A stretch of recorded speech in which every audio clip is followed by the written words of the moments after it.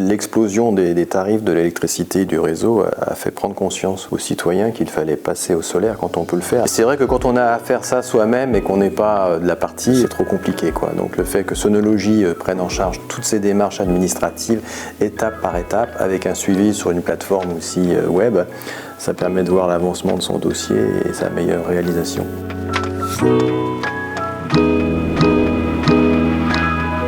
Donc je m'appelle Éric Mathieu, j'ai 64 ans, je travaille encore pour quelques mois pour la société Solutions Éco, qui est l'agence de développement économique du Conseil régional des Pays de la Loire, et après je serai en retraite.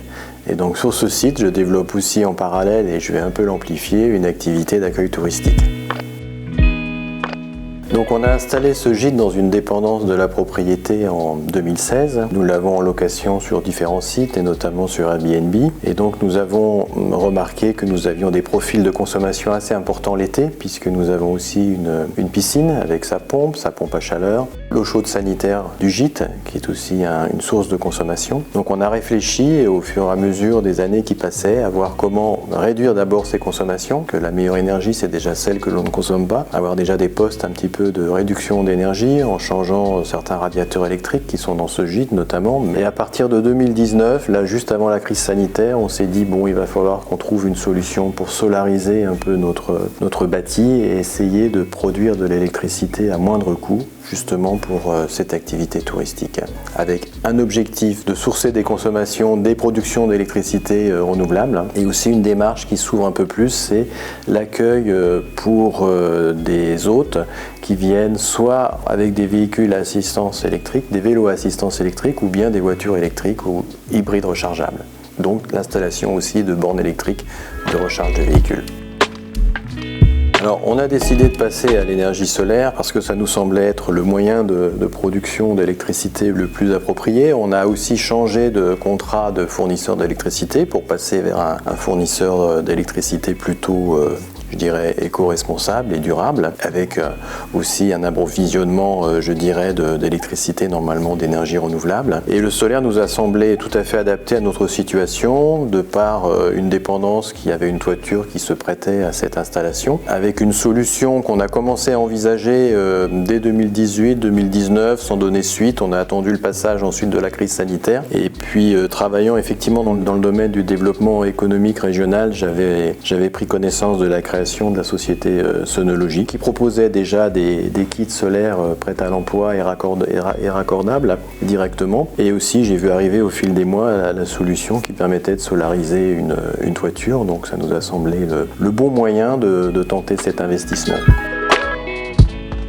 Non, j'avais pas de préoccupation particulière, sauf que la toiture était ancienne au départ. Nous avons fait aussi passer un couvreur pour à la fois la renforcer, puisqu'elle datait du siècle passé. Et donc on a eu une préoccupation, je dirais, plutôt de nature technique pour être sûr d'avoir une toiture plate, solide, qui permettent de recevoir des panneaux. Je dirais que c'était la seule contrainte.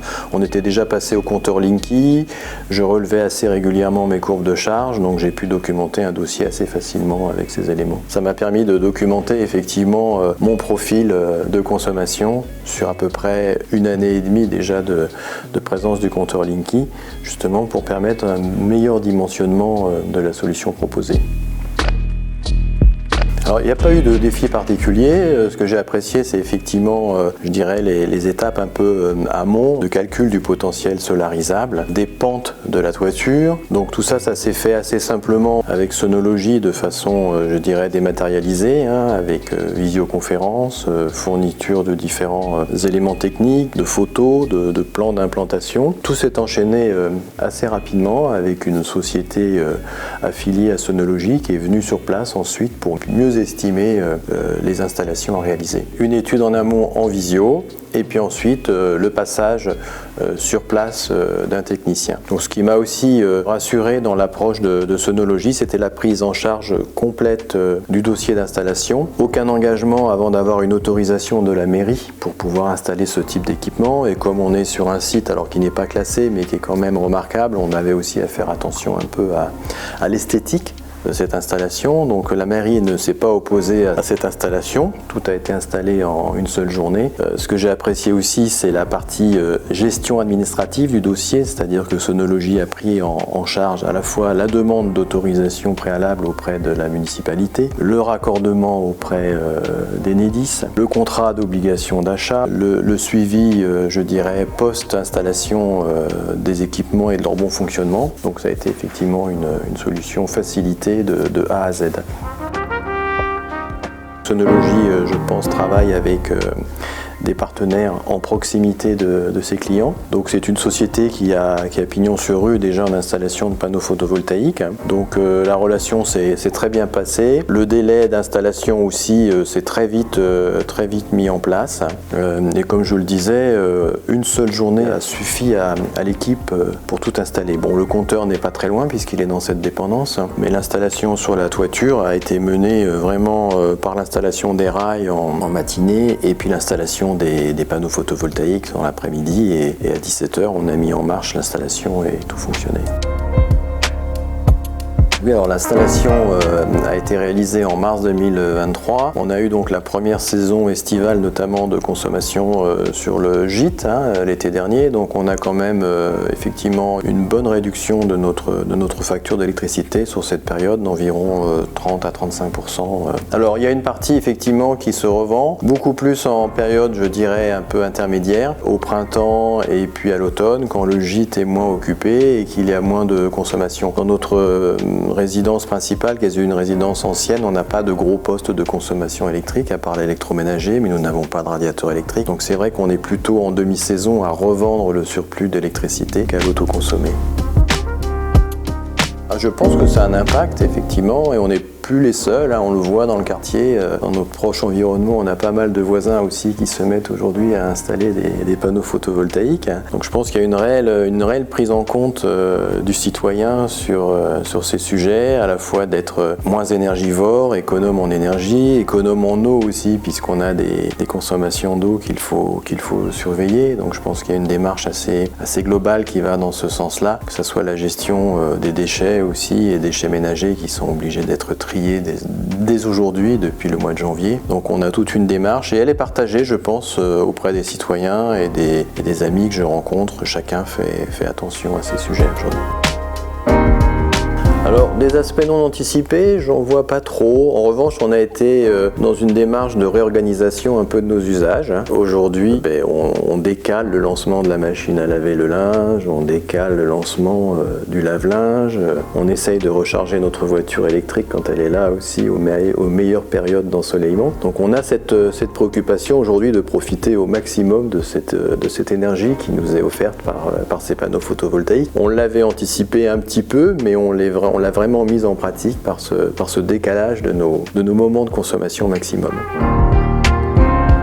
J'ai eu des membres de la famille qui m'ont interrogé sur nos solutions, des amis aussi qui ont eu l'occasion de passer et qui ont, bien sûr, on voit bien les panneaux en arrivant chez nous. J'ai mon maçon qui est venu refaire des travaux de maçonnerie il y a peu de temps, il m'a dit « Ah oui, j'y réfléchis, qu'est-ce que vous avez installé ?» Et mon couvreur aussi, qui avait fait la toiture auparavant d'ailleurs, qui avait refait, qui m'a dit « Je vois que ça tient sur une toiture historiquement ancienne avec de l'ardoise, donc j'envisage aussi de faire ça. » Donc ça m'a donné l'occasion de les documenter un petit peu sur ces solutions. Je pense que les clients de notre gîte ont aussi une démarche un petit peu de recherche de tourisme un peu plus durable. Effectivement, ils apprécient à la fois la possibilité de recharger leur vélo à assistance électrique ou leur voiture pour certains d'entre eux qui viennent de plus en plus en véhicule électrique et de voir que cette source d'énergie qui peut alimenter en journée leur véhicule est produite en partie par des panneaux solaires. Je pense qu'il y a une appétence aujourd'hui d'un tourisme un peu plus éco-responsable sur ces sujets-là, donc c'est une valeur ajoutée, je pense, pour notre gîte. On est dans une démarche aujourd'hui qui doit mettre en œuvre le mix énergétique. Le solaire est une de ses composantes, surtout à notre échelle en tant que particulier. On peut prendre assez facilement le solaire. Le petit éolien est moins propice et je pense qu'on peut être dans une démarche où on va retrouver de l'énergie électrique renouvelable venant d'éoliens, de grands parcs éoliens, du nucléaire aussi qui est décarboné, de la géothermie qui peut aussi apporter des calories dans des bâtiments. On va essayer d'avoir un mix de toutes ces sources d'énergie renouvelables ou décarbonées qui peuvent réduire nos factures d'une part, et puis aussi de limiter la pollution et l'usage des énergies fossiles. Il faut y aller. Si la situation de leur bâti est propice à l'installation de panneaux, parce qu'il faut quand même avoir une exposition relativement, je dirais, intéressante. Il y a tout intérêt aujourd'hui à passer à l'énergie solaire. Le coût des panneaux a bien baissé. Le coût de l'électricité du réseau, en revanche, a bien augmenté. Donc je pense que le retour sur investissement aujourd'hui d'une solution de solaire est assez réduit. En quelques années, on arrive à amortir et à être pour partie en autoconsommation et à réduire sa facture d'électricité.